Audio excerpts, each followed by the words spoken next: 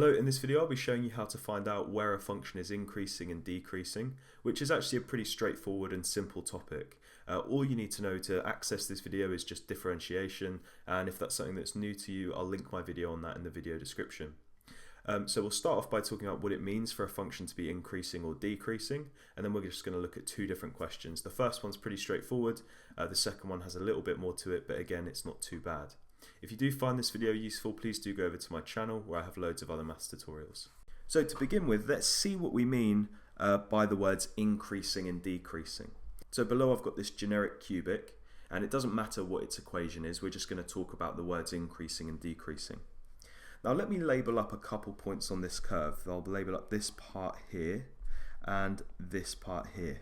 Now if you were to describe these two portions of the curve, you would say, well, that's where it's going uphill, or where it has a positive gradient. And another word to describe these 2 points is by saying it's where the curve is increasing. Okay, so it's increasing here, and it's also increasing over here. And so that's what we mean by increasing. The curve is going uphill, or more importantly, its gradient is positive. So where a curve has a positive gradient, we say it's increasing. Now, the other part of this curve that I'll label on this part here, where it's going downhill, or it's got a negative gradient, that's where we say the curve is decreasing. So it's pretty simple, really. So where the curve has a negative gradient, we say it's decreasing. Now, there are a couple points on this curve I haven't spoken about, and that's this kind of peak and this trough here. That's where the gradient is equal to 0, and actually we call those points stationary points. They're pretty important, and we're going to talk about those in the next video. Okay, so for this video we're solely focusing on where the curve is increasing and decreasing. So just to kind of summarize, where the gradient of a curve is greater than 0, we say it's increasing, and where the gradient of a curve is less than 0, we say it's decreasing. So let's look at a couple questions.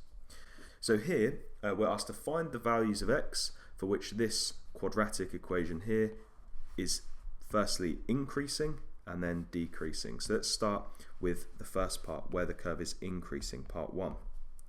Now obviously I've given us a sketch, and you can quite clearly see the curve is increasing for all of these x values here. But you might have a more complicated function, or you might just not be given a sketch, so we need to know how to work it out algebraically.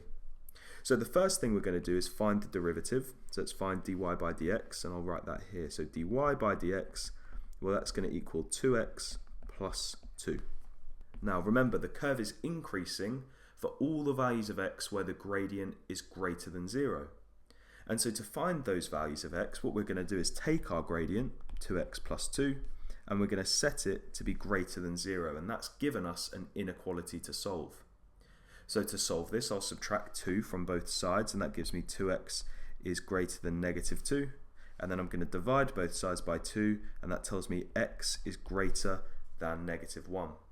And that kind of makes sense if we look at our sketch here. Here's the point negative 1.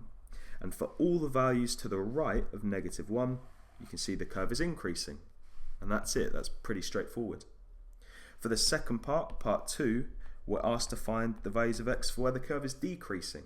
Well, especially as we've got the sketch and because we've answered part 1, well, you can see all of these parts here are where it's decreasing, so straight away we can say, well, it's where x is less than negative 1. But let's work it out as if we didn't know the answer to the first part. We'd take our derivative, and this time we'd say, well, where is our derivative less than 0? And we'd solve this inequality, so we'd subtract 2 from both sides, and then divide both sides by 2, and that tells me x is less than negative 1. Let's look at the final example, and this time we've got a cubic equation, so it's going to be a bit more effort. But we've got the same problem. We want to know where is the curve increasing and where is the curve decreasing. So the first job is to find the derivative, so we'll find dy by dx. So it's going to be 6x squared plus 6x minus 12. And let's start by finding where the curve is increasing. That's where our derivative, which is 6x squared plus 6x minus 12, is greater than 0. Now, you need to take care when solving a quadratic inequality. It's really easy to make mistakes with this.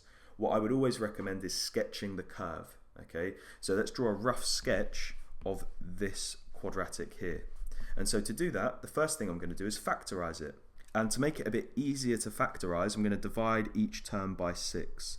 So it's going to give me x squared plus x minus 2 is greater than 0. Now if we were to factorize this, I'm looking for factors of negative 2 that sum to give positive 1. So it's going to be x plus 2 multiplied by x minus 1. Okay, so now let's draw a rough sketch. Let me draw out my axes. Don't worry about the inequality for now. Let's just purely sketch this curve. So it's got roots at 1 and negative 2. It's going to look something like this. And we're saying, well, where is this quadratic greater than 0? Where is it above the x-axis? Well, it's above the x-axis here and here. So the solutions to this quadratic inequality are, well, x is greater than 1 or x is less than minus 2. Okay, so let's get rid of our rough sketch now and let's actually look at the curve we've been given and see if it kind of makes sense. And we said the curve is increasing when x is greater than 1, which is all these points here, so that makes sense. And where x is less than negative 2, which is all these points here, so that makes sense as well. Now we could leave our answer like this, x is greater than 1 or x is less than minus 2. Or we could use our set notation. Okay, you might not be as familiar with this, but it's not that bad. This is where we use our curly brackets and we say, well, we want all of the numbers x such that, that's what those two dots mean, they just mean such that x is greater than 1, or, that's the word we're using, and when we say the word or, we use the U symbol, imagine with like Venn diagrams, so or, we want the set of x such that x is less than minus 2. Now if you're really lost at this point, it might be worth going and having a look at the set notation stuff. But really a nice way to think about it is imagine we've got a Venn diagram and we've got all of the numbers that are greater than 1 and we've got another circle with all the numbers that are less than minus 2. Well, my inequality is satisfied if I'm in this circle or I'm in this circle. And so the way we would write that is we can be in, and the way we can represent being in this circle or this circle is with the union symbol. Okay. Let's now answer the second part, so that's where the curve is decreasing. So let's change colour. So for part 2, where's the curve decreasing? Well, that's where our derivative, which I'll write down here, is less than 0. Just like before, I'm going to divide each term by 6 just to make it easier to factorise. And I've actually already factorised it from earlier, so x plus 2 and x minus 1. Again, I'm solving a quadratic inequality, so I'm going to draw a sketch. So it's only a rough sketch, it doesn't have to be perfect. It's got roots at 1 and negative 2. And we're saying, well, where is this quadratic less than 0? Where is it below the x-axis? Well, it's where x is between negative 2 and 1, like this.